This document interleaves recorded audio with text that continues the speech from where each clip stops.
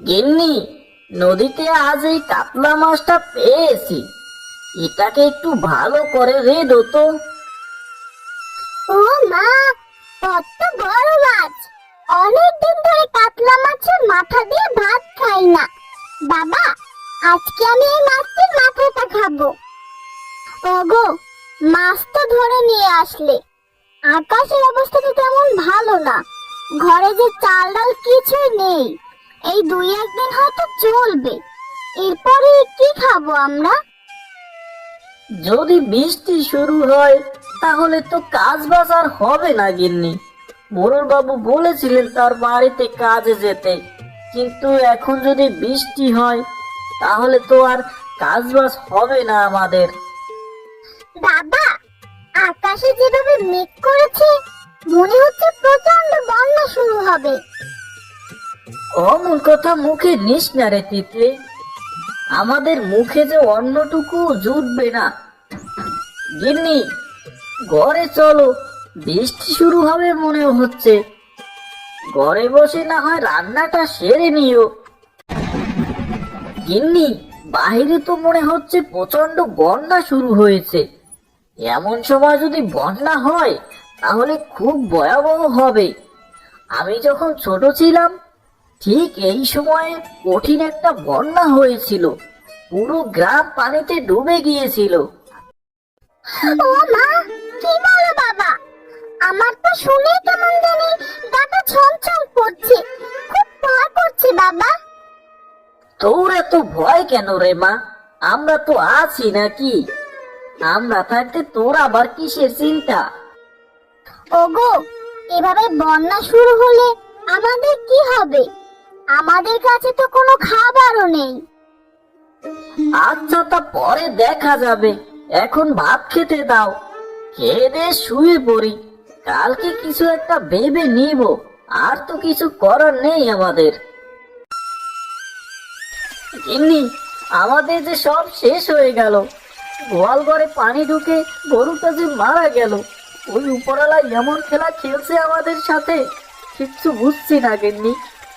যে আর কোনো গতি নেই আমাদের, এমন ভাবে কপালটা পুড়লো।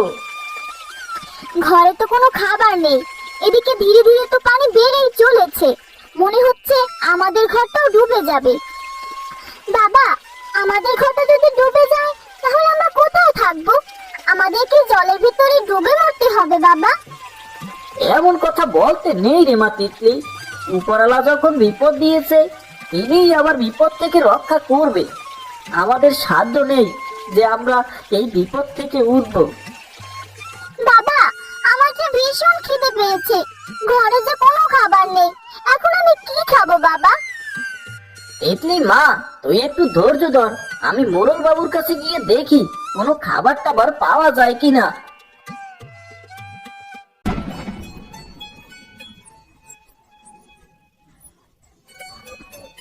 কি রে রমেশ, তাই এই বৃষ্টি বাদলের দিনে আমার বাড়িতে কি মনে করে এলি? মোড়ল বাবু, খুব বিপদে পড়ে আপনার কাছে এসেছি। এই বন্যা বাদলের দিনে আমার যে কোনো কাজ কাম নেই। ঘরে একটা ছোট্ট মেয়ে খিদে ছটফট করছে, কিছুই দিতে পারছি না। এদিকে পানিও যে বেড়েই চলেছে, মনে হচ্ছে ঘরটাও ডুবে যাবে। দেখ রমেশ, আমার নিজের বাড়িটাই তো ডুবে যাচ্ছে, তোকে কি করে থাকার জায়গা দেই বল? আর এই যে বন্যা শুরু হয়েছে, আমি নিজেই কি খাবো সেটাই তো ভেবে পাচ্ছি না। তোকেই বা কি দেই বল? মোড়ল বাবু, যে করেই হোক আপনি আমাকে অল্প কিছু খাবার দেন। আমার মেয়েটা যে একদম না খেয়ে আছে, খিদে ছটফট করছে, আমি যে আর সইতে পারছি না। দেখ রমেশ, আমি কি তোকে কখনো ফিরিয়ে দিয়েছি? তুই যখন যা চেয়েছিস তখন তো আমি তাই দেওয়ার চেষ্টা করি বল। কিন্তু এখন তো আমার নিজেরই নাই, তোকে কি করে দিব বল? তবুও দাঁড়া, কিছু শুকনো মুড়ি নিয়ে যা। আমার কাছে শুধু এই শুকনো মুড়িই আছে, এগুলো নিয়ে যা। দেখ মেয়েটা খায় কিনা।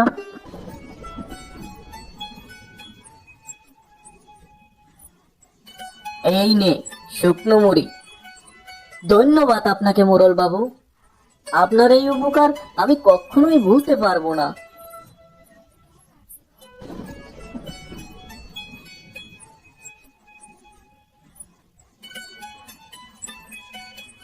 ওগো, মোড়ল বাবু কি খাবার দিল? এদিকে আমাদের ঘরের ভিতরেও যে পানি ঢুকে যাচ্ছে। হ্যাঁ গো গিন্নি, মুড়ি দিয়েছে। শুকনো মুড়ি ছাড়া মোড়ল বাবুর কাছে আর কোনো খাবার ছিল না। বাবা, আমি মুড়ি খাবো, আমার যে খিদে পেয়েছে। তোর জন্যই তো এনেছি রে মা তিতলি। চল রে, বেলায় যাই। বেলায় না গেলে এখানে বসে ডুবে মরতে হবে আমাদের। হ্যাঁ গো, ভেলায় গিয়ে কি করব? আরে গিন্নি, তুমি কি দেখতে পাচ্ছ না পানির যে চাপ দিন দিন বেড়েই চলেছে? এখানে থাকলে যে আমাদের ডুবে মরতে হবে। তার থেকে বেলায় করে কোথাও চলে যাই, দেখি কোথায় গেলে ঠাঁই মিলে আমাদের। হ্যাঁ হ্যাঁ বাবা, তাই চলো। কোনো বিপদ হওয়ার আগেই আমরা ভেলায় চলে যা। কত পানি উঠে গেছে আমাদের গ্রামে, কোথাও তো কোনো বাড়িঘর দেখা যাচ্ছে না। হ্যাঁ রে মা তিতলি, গ্রামটা তো নদীর মতো দেখা যাচ্ছে। কয়েকদিনের বন্যায় এই অবস্থা। কে জানে এই বন্যা আর কতদিন থাকে। ওগো, এভাবে বেলা আর কতক্ষণ বাইবে বলো? কোনো কুলকিনা তো দেখছি না। তুমি কোথায় যাবে বলো তো? গিন্নি, আমার বন্ধু মন্টুর বাসা তো কাছেই। চলো ওর কাছে গিয়ে দেখি। ওদের বাসাটা একটু উঁচুতে। যদি আমাদের থাকতে দেয় তাহলে তো কয়েকদিনের জন্য থাকবো আর কি। আমাদের জন্য ভালোই হয় যদি থাকতে দেয়। তোমার বন্ধুরা কি আমাদের থাকতে দিবে? শুধু শুধু ওদের কাছে গিয়ে কি হবে বলো? এমনিতেই তোমার বন্ধু তো গরিবদের দু চোখে দেখতে পারে না। আগে গিয়ে দেখি গিন্নি, তার আগে কথা বলো তুমি। এভাবে বললে তো হয় না। এই বিপদের সময় আমাদের নিশ্চয়ই সাহায্য করবে। এরে গরিব রমেশ যে, তা তুই কি মনে করে আমার বাড়িতে এলি? তাও আবার এই বন্যা বাদলের দিনে। ওগো, তুমি কি বুঝতে পারছো না নাকি? এসব গরিব মানুষ তো প্রয়োজন ছাড়া আমাদের কাছে আসবে না। নিশ্চয়ই এই বন্যার মাঝে সাহায্য চাইতে এসেছে। আর রমেশ, আমার গিন্নির কথা যদি ঠিক হয়ে থাকে তাহলে আমার কাছে কোনো সাহায্য চেয়ে লাভ নেই। আমি আবার গরিব মানুষদের সাহায্য করি না। চলো গিন্নি চলো, এখানে আর এক মুহূর্তও নয়। তাড়াতাড়ি এখান থেকে যাই আমরা। কেন রে, কি করতে এসেছিলি একবার তো বলে যা। গরিবের আবার এত রাগ? এত রাগ গরিবের আবার মা নাই না। তোর কাছে কিছু বলার আগেই তুই এতগুলো কথা শোনালি। তোর কাছে আর বলে কি হবে? তোর কাছে বলে কোনো লাভ নেই। চলো গিন্নি চলো, এখান থেকে তাড়াতাড়ি চলো। আরে যা যা, দূরে গিয়ে মর। তোদের মতো গরিব বেঁচে থেকেই বা কি করবে? তোমাকে আগেই বলেছিলাম আমি, ওদের মতো মানুষের কাছে যাওয়ার দরকার নেই। শুধু শুধু অপমানিত হয়ে ফিরে আসতে হলো আমাদের। আমি কি জানতাম গিন্নি ওরা আমাদের এইভাবে অপমান করবে? বাবা, তুমি কষ্ট পেও না। উপরওয়ালা হয়তো আমাদের কপালে এটাই লিখেছিল, তাই হয়তো এভাবে অপমান করেছে আমাদের। হ্যাঁ গো, এখন কোথায় যাবে? কোথাও তো কোনো কুল কিনারা নাই, শুধু পানি আর পানি। গিন্নি চলো যাই, উত্তর দিকতে গিয়ে একবার দেখি কোথাও যদি ঠাঁই মিলে। এমনিতেই তো ওপরা আমাদের কপাল পুড়িয়ে দিয়েছে। এখন তো কোনো কিছুতেই এই পোড়া কপাল জোড়া লইব না গিন্নি। হ্যাঁ বাবা, তাই চলো। উত্তর দিকে ঠাই না পেলে আর কোথাও পাবো না। ইরে কোকা, তোরা এই বন্যা বাদলের দিনে কোথায় যাচ্ছিস? আমাদের যাওয়ার মতো কোনো জায়গা নেই গো বুড়িমা। এই বৃষ্টিতে ভিজে ভিজে হয়তো মরতেই হবে আমাদের। আহারে, কত সুন্দর ফুটফুটে বাচ্চা। তোদের কোথাও যেতে হবে না রে পাগলি। তোরা এই কলা গাছের বাড়িতে আয়, এখানে না হয় সবাই মিলে থাকবো। আপনাকে অনেক অনেক ধন্যবাদ। আপনার মতো এমন মহান মানুষ আমি কোথাও দেখিনি। তোরা বিপদে পড়েছিস বলে তো এসেছিস। আমরা যদি বিপদে পড়তাম, তোরা তো আমাদের আর ফেলে দিতি না। ছি ছি বুড়িমা, আপনাকে আমরা ফেলে দেব কেন? আমাদের সাধ্য মতো আমরা আপনাকে ভালো রাখার চেষ্টা করতাম। আমার এই দুনিয়ায় এই নাতনিটা ছাড়া কেউ নেই। বন্যায় আমার পুরো পরিবার ধ্বংস হয়ে গেছে। আমার বাড়ি ঘর, ছেলে মেয়ে সবাই চলে গেছে রে। আমার ছেলে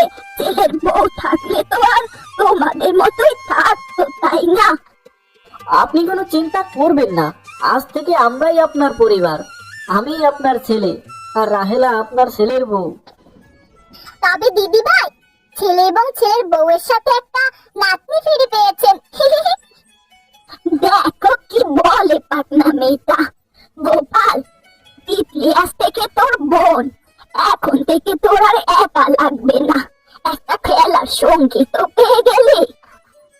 আমি কি তাহলে তাকে দাদাভাই বলে ডাকবো?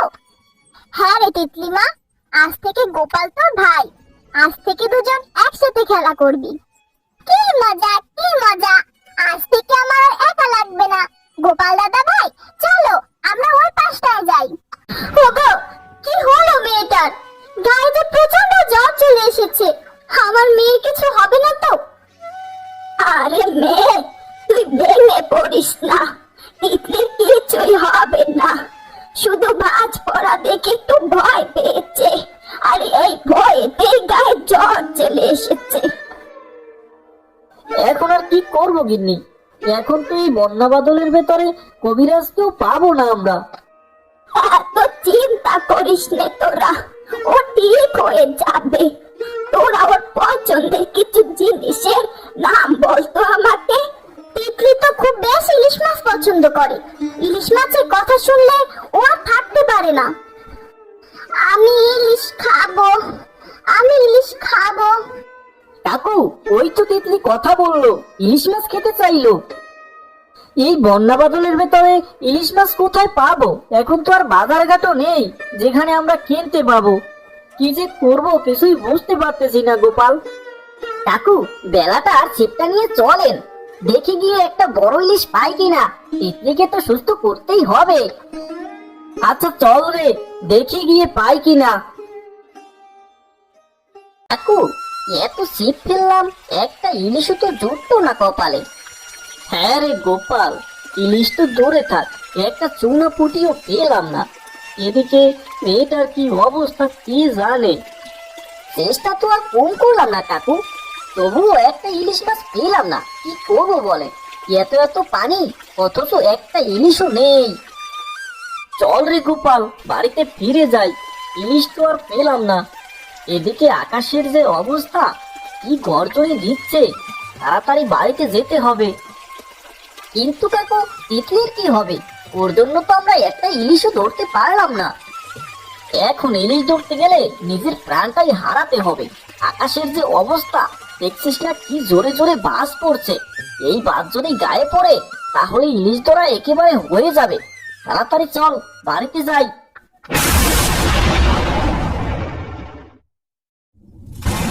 ভাগো, মাছ কি পেলে না? মেয়েটার অবস্থা যে ভালো না। কাকিমা, অনেক চেষ্টা করেও একটা ইলিশ পেলাম না। এই বন্যার পানিতে মাছগুলো হয়তো উপরে উঠে গেছে, তাই এই বেশি পানির ভেতরে একটা ইলিশও নেই। ওগো, চেষ্টায় তো আর কম করিনি আমরা, কিন্তু একটা মাছও পাইনি। কি করবো বলো?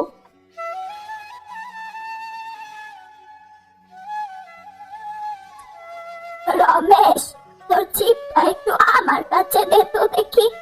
ঘরের পেছনটা কেমন জানি ঘাও মারছে মাছে। কেন গো দিদি ভাই, তুমি কি মাছ ধরবে নাকি? আমরা কত দূরে দূরে গিয়েও একটা ইলিশ পেলাম না, আর তুমি ঘরে বসে ইলিশ ধরতে চাচ্ছ?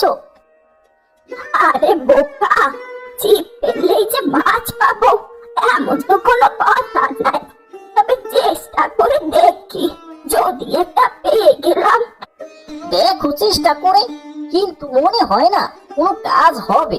আমরা কত চেষ্টা করলাম, একটা ইলিশও পেলাম না, আর তুমি ঘরে বসে ইলিশ ধরতে চাচ্ছ? রমেশ, দেখে যা, কত বড় একটা ইলিশ মাছ পেয়েছি। এটি কেন করেছো তুমি বুড়ি? ঘরের মধ্যে বসে ইলিশ মাছ ধরতে পারলে? এটা কি করে সম্ভব? আরে বোকা, এই ঘরটার পেছনে প্রতিদিন রাতে আমি কেমন টের পাই যে মাছ ঘাও মারছে। তাই ছিপটা ফেলতে কত বড় একটা ইলিশ মাছ বাঁধলো।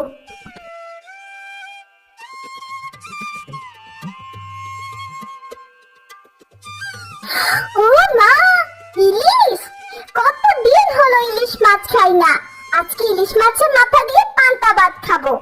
দেখলে মেয়ের কাণ্ড, এতক্ষণ ধরে ডাকলাম উঠলো না, এখন ইলিশের কথা শুনে কেমন সুস্থ হয়ে গেল। তিতলি, তুই আবার সুস্থ হয়ে গেছিস? আজকে আমরা আবার খেলতে পারবো। তোর জন্য না আমাদের অনেক চিন্তা হচ্ছিল রে। হ্যাঁ দাদা, আমরা ইলিশ মাছ খাবো আর খেলবো। কি মজা, কি মজা হবে। মা, আপনি এত বড় ইলিশ মাছটা কিভাবে ধরলেন? আমার বয়সে আমি এত বড় ইলিশ মাছ দেখিনি। বাঁচাও, বাঁচাও, কে আছো? আমাদের বাঁচাও। কাকু, ওইদিকে কে যেন বিপদে পড়েছে, চলুন দেখে আসি। চল রে চল গোপাল, দেখে আসি কে আবার বিপদে পড়লো। এই ঝড় বৃষ্টির মধ্যে বিপদে পড়লে মানুষ তো বাঁচে না রে। তাড়াতাড়ি যদি তাকে বাঁচাতে পারে তাহলে তো আমাদেরই ভালো। হ্যাঁ গো, এত বৃষ্টির মধ্যে তোমাকে যেতে হবে না। যদি কোনো বিপদ হয় তখন কি হবে বলো? দেখো মেয়ে, মানুষের বিপদে আমাদের ঝাঁপিয়ে পড়া উচিত। কাউকে উপকার করতে গিয়ে যদি জীবনও দিতে হয় তাহলে তা দেওয়া উচিত। রমেশ, তোরা যা, গিয়ে দেখ কে বিপদে পড়লো আবার।